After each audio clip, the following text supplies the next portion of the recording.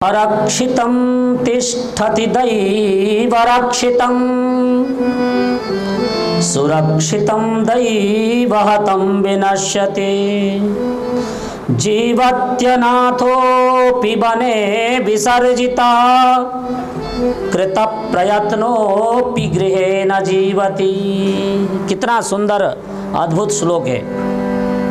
अरक्षितं तिष्ठति दैवरक्षितं, जो आरक्षित है यानी जो असुरक्षित है उसको दैव सुरक्षा प्रदान करता है, और जो असुरक्षित है वह दैव उसको नष्ट भी कर देता है।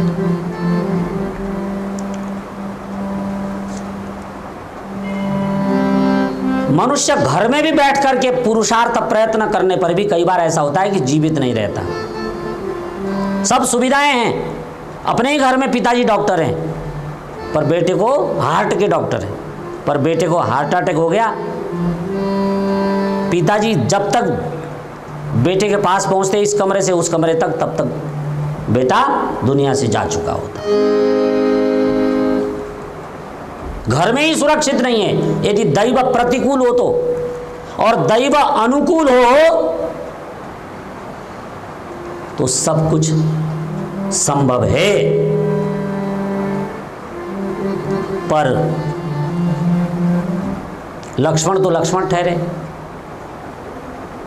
उन्होंने राम से कहा कि मैं पुरुषार्थ के बल पर आपका राज्याभिषेक करा दूंगा, आप इतने जल्दी क्यों हिम्मत हार रहे हो?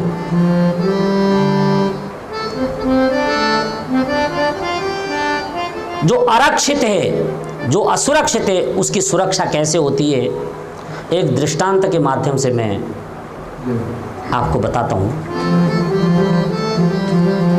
मैं बहुत वर्ष पहले गुरुकुल एटा में पढ़ा करता था और यह दृष्टांत हमारे वहाँ के आचार्य सुनाया करते थे। वो अब इस दुनिया में तो नहीं है, आचार्य विश्वदेव जी, व्याकरण के बहुत बड़े विद्वान। वो अपने भाषणों में सुनाया करते थे इस चीज को। कहते हैं बहुत पहले की बात है कि एक बार, ध्यान देना कहानी पर, कि दैव जब बचाना चाहता है तो कैसे बचाता है। एक बार एक समृद्ध घर का लड़का दिल्ली से अपने कानपुर की ओर जाते हुए रास्ते में एटा में रुक गया और फिर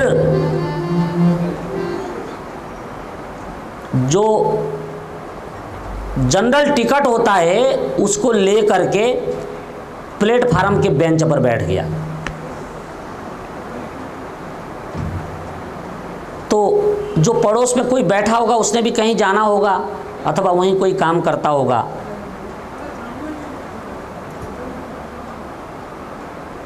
उसको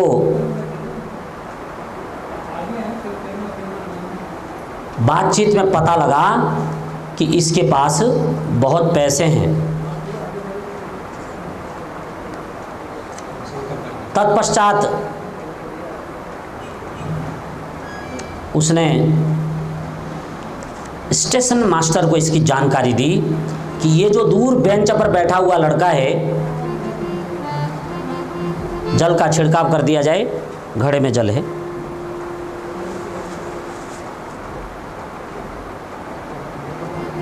स्टेशन मास्टर को पता लगा, उसने बता दिया कि इसके पास बहुत पैसे हैं।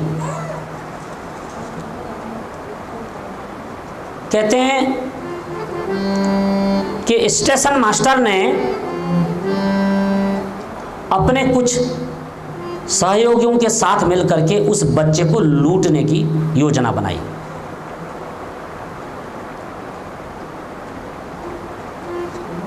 तो जब सारी प्लान तैयार की तो स्टेशन मास्टर उस लड़के के पास गया जिसके पास बैग में बहुत सारे पैसे थे, कुछ धन था, जो भी था।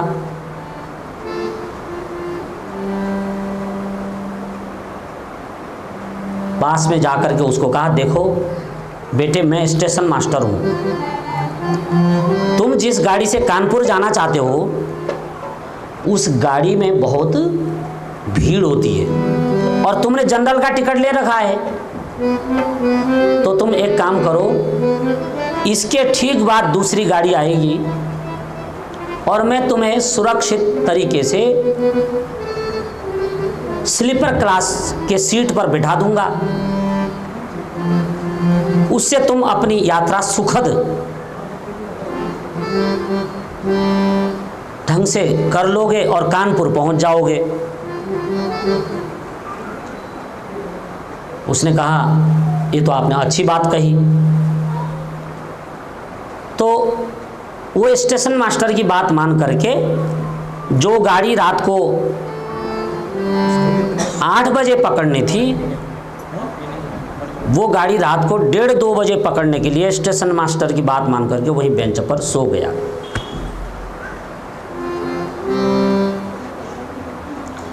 एक सफाई करने वाला व्यक्ति स्टेशन मास्टर की सारी हरकतों को ध्यान से सुन रहा था। आज रात को इसको मार दिया जाएगा, राम मगन जी, उस बच्चे को जो सो रहा था, आज रात को स्टेशन मास्टर अपने कुछ सहयोगियों के साथ मिलकर इसको मार देगा। उस बेचारा पोछा लगाने वाले ने सुन लिया ये बात,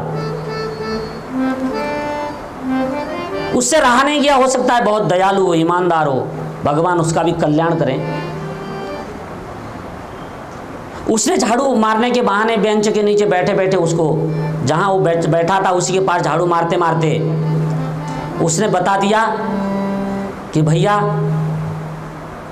अब रात्रि के 12:30 बज चुके हैं, तुम्हें मारने के लिए कुछ लोग आ रहे हैं प्लान बना करके, तो तुम यहां से खिसक जाओ और मेरा नाम मत बताना, नहीं तो मुझे नौकरी से निकाल देगा स्टेशन मास्टर। और तुम चुपचाप जाकर के मेरी चाबी पकड़ लो, वो दूर वो मेरा कमरा है, वहां जाके सो जाओ और सुबह होते ही पीछे के रास्ते से बस पकड़ के निकल जाना। ट्रेन के चक्कर में मत पड़ो, तुम्हारा धन लूट लेंगे, तुम्हें मार देंगे। इतना इशारा करके उसने चाबी चुपचाप दे दी। और पढ़ा लिखा था, बुद्धिमान, जिसके पास पैसे हों। वो दिल्ली से कानपुर की यात्रा, वहां से वो समझदार था, वो खिसक गया।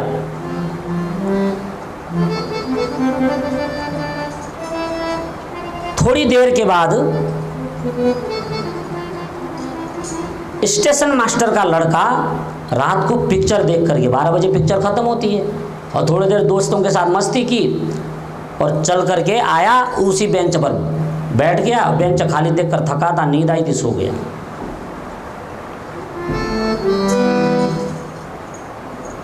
ठीक 1 बजे के करीब स्टेशन मास्टर ने इशारा दिया कि अब वो लड़का जो बैठा था वो सो गया है,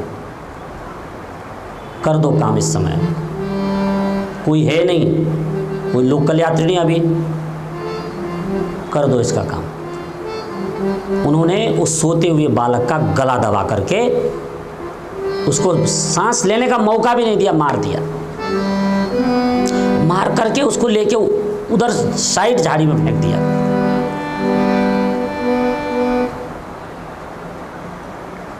सुबह उजाला हुआ, सूर्योदय हुआ, सूर्य ने अपने किरणों को इस धरती पर बिखेरा।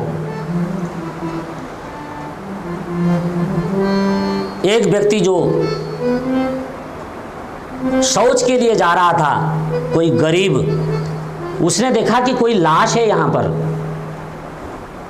और मार करके जब उसको सब चेक किया गया ना झोला, तो उसमें पैसे नहीं मिले। सुनो ध्यान से, रात को जब मार के उधर फेंकने गए तो चेक किया, उसका झोला बस था, झोला वाला तो कहीं था नहीं। तो जेब में से, पैंट की जेब में से उस समय 25 रुपये निकले और फिल्म की टिकट निकली, और कुछ नहीं, मार के फेंक दिया।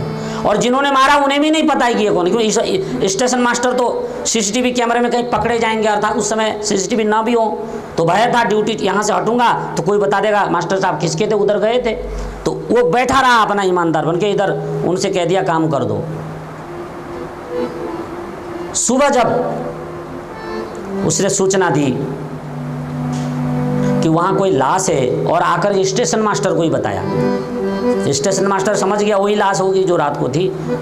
काम तो किया हमने पर पैसा वैसा कुछ नहीं मिला। अब पछताए क्या होते जब चिड़िया चुग गई खेत। कौन है, चलो चलते हैं, कौन है। ऐसे गए जैसे कुछ पता ही ना हो, रात को किसको हमने मारने को कहा था। जाकर के देखा तो चेहरा देखते स्टेशन मास्टर बेहोश हो गए, धड़ाम से गिर पड़े। अरे ये क्या हो गया, क्या हो गया। अब प्लान तो सब तुम्हारा ही बनाया था, क्या हो गया। अपने जाल में फंसे। और कहते हैं कि जब उस बच्चे ने कानपुर में जाकर के अपने पिताजी को सारी घटना की जानकारी दी और वह मर्डर का भी खबर निकला समाचार पत्रों में, तो वो उसका पिता आकर के उस चपरासी को कहा कि तू ये यहाँ स्टेशन का झाड़ू पोंछा वाला काम छोड़, तू ये पकड़ चाबी, मैं अरबपति आदमी हूँ, मेरे कई फैक्ट्रियाँ चलते हैं, तू पढ़ा लिखा नहीं कोई बात नहीं, खाली पैसे गिनने का काम करना, मैनेजर बनना सीट पर बैठ करके। छुड़वा दिया रेलवे की नौकरी। बोला 500 करोड़ की प्रॉपर्टी है, तूने मेरे बेटे को बचा दिया, तूने ये धन संपत्ति में क्या करता 500 करोड़ रुपए, इसलिए 250 करोड़ की प्रॉपर्टी मैं तेरे नाम करता हूं। इसलिए यहां कहा गया है कि जब आरक्षित जिसकी कोई रक्षा नहीं करता, राम जी उसकी रक्षा करते हैं।